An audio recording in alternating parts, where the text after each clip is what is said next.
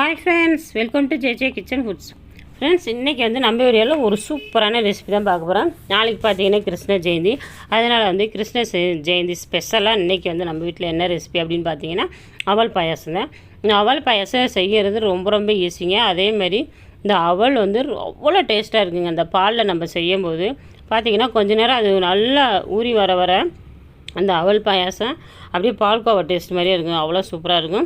செய்கிறது ரொம்ப ஈஸி. வாங்க ஃப்ரெண்ட்ஸ், இது எப்படி செய்யுதுன்னு பார்க்கலாம். அதுக்கு முன்னாடி நம்ம சேனல் இப்போ தான் நீங்கள் ஃபஸ்ட் டைம் பார்க்குறீங்கன்னா நம்ம சேனலுக்கு போய்ட்டு ஒரு லைக் பண்ணி ஷேர் பண்ணி சப்ஸ்கிரைப் பண்ணுங்கள் ஃப்ரெண்ட்ஸ்.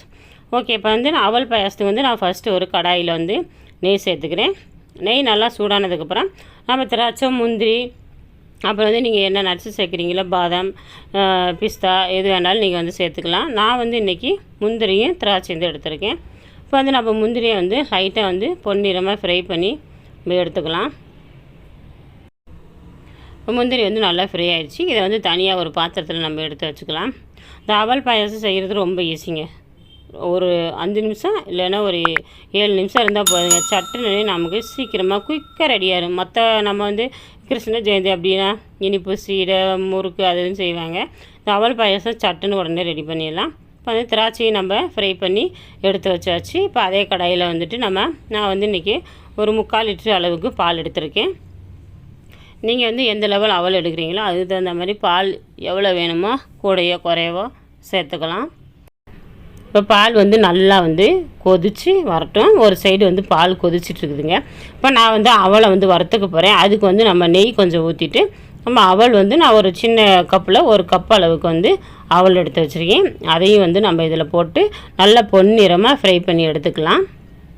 இப்போ நான் வந்து இந்த கப்பில் 1 கப் அளவுக்கு எடுத்திருக்கேன். இதை வந்து நல்லா நம்ம இந்த நெய்யிலே கொஞ்சம் நேரம் நல்லா வறுத்துக்கலாம். அப்போ வந்து நல்லா வாசமாக கம்முன்னு இருக்குங்க.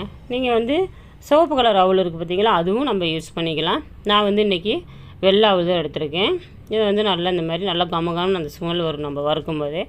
அந்த மாதிரி இந்த மாதிரி கலர் சேஞ்ச் ஆகி நல்லா வறுபட்டு வந்தோடனே நம்ம இதை தனியாக எடுத்து வச்சுக்கலாம். இப்போ நம்ம பால் பார்த்திங்கன்னா நல்லா கொதித்து சூப்பராக நான் அதில் வந்து தண்ணி எதுவுமே சேர்க்கல, கெட்டி பால் தான் எடுத்துருக்கேன். இப்போ இதுக்கு வந்து நான் ஒரு 10 15 முந்திரி வந்து ஏற்கனவே வந்து ஊற வச்சுருக்கேன். இதை வந்து நம்ம மிக்சியில் அரைச்சி நம்ம இந்த மாதிரி எடுத்து சேர்த்துக்கலாம். மிக்சியில் நல்லா கொஞ்சம் குறப்பாக நீங்கள் அரைச்சிக்கலாம், நைஸாகவும் அரைச்சிக்கலாம். அந்த டேஸ்ட் வந்து இன்னும் கொஞ்சம் கூடுதலாக இருக்கும். அரைச்சி எடுத்துகிட்டு நம்ம இந்த பாலில் வந்து கலந்து விட்டுக்கலாம். இதுக்கப்புறம் நம்ம இது ஒரு கொதி வந்ததுக்கப்புறம் நம்ம இதில் வந்து அவலெலாம் சேர்த்துக்கலாம். இப்போ நம்ம வறுத்து வச்சுருக்க அவளையும் இதில் சேர்த்து ஒரு 5லேருந்து ஒரு 7 நிமிஷம் கொதிக்க விட்டிங்கன்னா போதும். அவ்வளோதாங்க. சூப்பராக வந்து ரொம்ப ஈஸியாக வந்து அவல் ரெடி ஆயிரும்.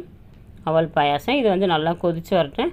இதுக்கப்புறம் வந்து நான் மண்டை வெல்லம் வந்து எடுத்து வச்சுருக்கேன். மண்டை வெல்லத்தை நம்ம உடச்சி தண்ணி சேர்த்து அதை வந்து கொதிக்க விட்டுக்கலாம். இப்போ பார்த்திங்கன்னா நல்லா வந்து பால் இந்த அவல்லாம் நல்லா அதில் வந்து கொதித்து வெந்து வந்துட்டுருக்கு. நல்லா வந்து இந்த மாதிரி மிக்ஸ் பண்ணிக்கோங்க. இந்த ஸ்டேஜில் நம்ம 1 ஸ்பூன் அளவுக்கு ஏலக்காய் தூளும் நம்ம வந்து முந்திரியும் திராட்சையும் வந்து பண்ணி வச்சுருக்கோம் பார்த்திங்களா, வறுத்து ஃப்ரை பண்ணி வச்சுருக்கத மிக்ஸ் பண்ணிவிட்டு இதை வந்து இன்னொரு அடுப்பில் அந்த பக்கம் நான் மாற்றி வச்சுட்டு இப்போ நான் வந்து வெல்லத்தை வந்து பாகு காய்ச்சி எடுத்துக்க போகிறேன். நீங்கள் வந்து வெள்ளை சக்கரை வேணாலும் சீனி அது வேணாலும் நீங்கள் வந்து சேர்த்துக்கலாம். இப்போ வந்து நான் வெல்லத்தை வந்து கொஞ்சமாக ஒரு 1/2 கிலோவுக்கு கொஞ்சம் கம்மியாக எடுத்திருக்கேன்.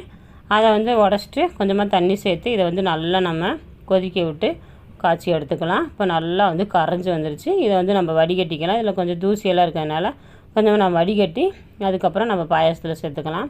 பாயாசம் பார்த்திங்கன்னா சூப்பராக இப்போ ரெடி ஆகிடுச்சு.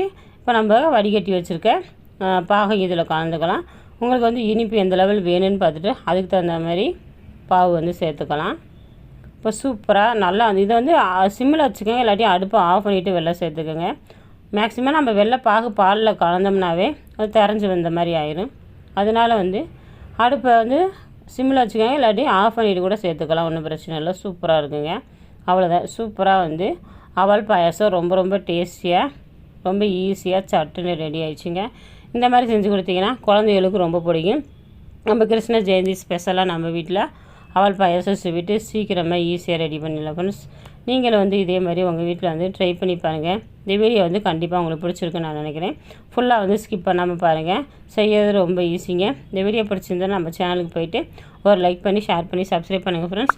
அப்படியே பக்கத்தில் இருக்க பெல் ஐக்கானையும் கிளிக் பண்ணிடுங்க. அப்போ தான் நான் போடுற வீடியோ உங்களுக்கு வந்து உடனுக்குடன் நோட்டிஃபிகேஷனாக வரும். மீண்டும் அடுத்த வீடியோவில் சந்திக்கிறேன். இந்த நாள் இனிமையான நாளாக அமையட்டும். நன்றி, வணக்கம்.